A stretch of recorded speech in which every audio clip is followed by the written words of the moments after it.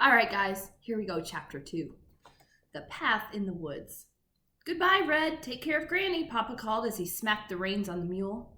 I watched my parents bounce down the mountain with a wagon load of logs to sell in the valley, the Queen City, yonder and beyond, leaving me to stay with Granny. And stay on your path, called Mama. I always do, I said, though she couldn't hear me. I waved one last goodbye before my parents disappeared around the bend, leaving only a trail of dust. They wouldn't be back for at least a week, perhaps two, which left Granny and me all alone in the woods. I was thrilled by the thought. I heaved up my basket full of fresh bread, salted pork, and a pot of honey. Granny didn't need any of it, but Mama insisted on sending something besides just me, as though I were a burden and Granny required compensation to take care of me. I stepped into the woods and immediately the earth beneath me trembled. The leaves rustled and spread apart. The tree roots sank into the ground and stones rose out of the dirt, creating a path, my path, stretching straight into the woods toward Granny's house. I drank in the smell of pine and ripening earth. It was late summer, but there was a hint of spice in the air, foretelling autumn. The chatter of squirrels and birds and the buzz of insects all harmonized to compose a wild, rustic tune.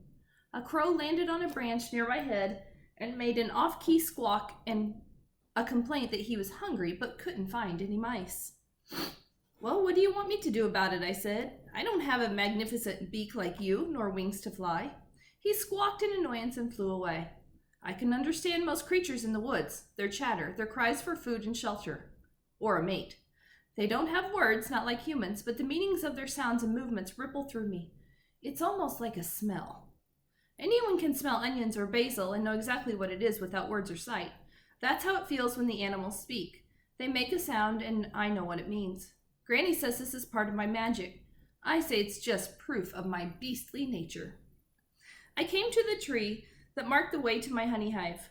It leaned over so slightly to the left as if it were pointing the way. But today I passed it by. Granny was waiting, and I was eager to see her. I switched my cumbersome basket to the other arm and kept walking. I listened to the quarreling squirrels, the busy birds, and the munching rabbits, until they suddenly became quiet. A fawn leaped between the trees and galloped away. A flock of quail erupted from the brush and scattered in fear. I stopped. To my right, a shadow moved, something big and powerful. I couldn't see it, but I could feel it. I stopped and listened. Something shifted on my left, and then the creature emerged through the trees just a few feet from my path. He dipped his head, acknowledging me. Hello, Wolf, I said. Come to steal a pig? I'd seen this one a lot lately. He was big and black and strangely all alone. Last week, one of Granny's pigs went missing, and I suspected it was this wolf who had taken it. He stepped closer, his big paw on the edge of my path. The wolf looked up at me with big green eyes. He whined a little, like a pitiful pup. Come, he said. He wanted me to let him come onto my path. Do I look like a fool to you? I said. You have very big teeth, too big for my path. The wolf whined a little more. I almost felt sorry for him. You're a wily one, aren't you? I pulled out a chunk of salted pork and tossed it. The wolf caught the meat between his paws and devoured it. Well, what do you say?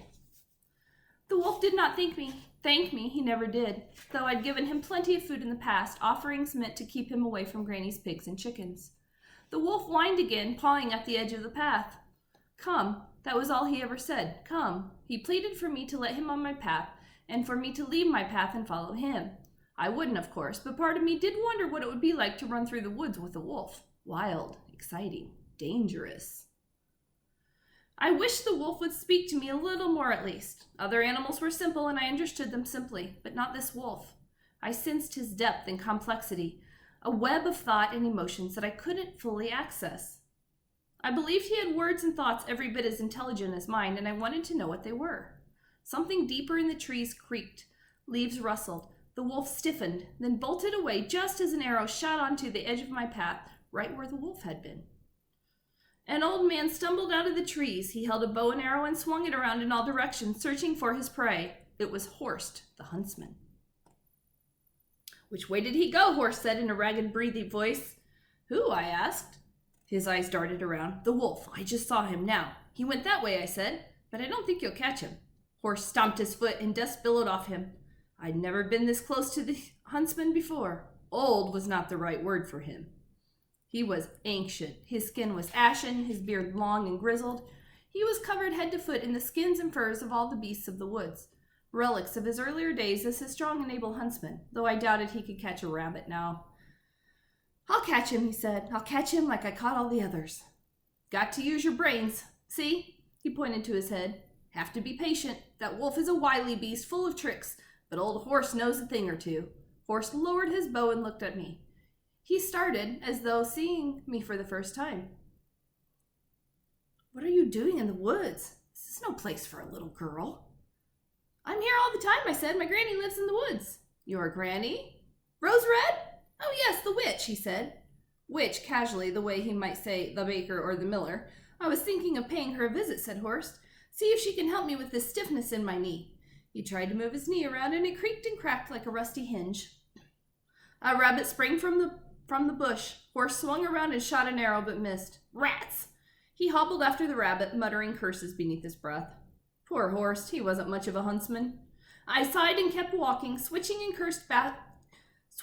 cursed basket to my other arm. Wolves and huntsmen. What next? I watched for Granny's house to appear. Any minute now, I'd been to Granny's house 1,000 times, and still her house always seemed to appear out of nowhere. At first, all I could see was trees, and then, as I came closer, the trees grew together and changed shape, and then there was Granny's cottage. Moss dangling from the roof, ivy creeping up the walls, smoke rising from the chimney. Roses blossomed all around the cottage, and thick trees stood on each side of the door, like sentinels keeping watch. I knocked on the door. "Granny, it's me, Red." "Come in, child, it's not locked." I opened the door and stepped into the familiar smell of warm spice and fresh growing things. The ceiling was hung with herbs and flowers, the table and shelves covered with little clay pots and jars and pestle and mortar for potion making. Granny's rocking chair sat close to the fireplace with a rabbit fur rug on the floor for me. This was where we usually sat when Granny told me stories. But Granny was not in her chair. "Granny?" A rustling came from the other side of the cottage, near Granny's bed. I went closer and gave a little yelp. There, in Granny's bed, wearing Granny's nightgown and nightcap, was a wolf. Okay, that's the end of chapter 2. I have Gracie's concert to go to today, and then I'll read chapter 3 later this evening. Hope you enjoy it. Love you guys.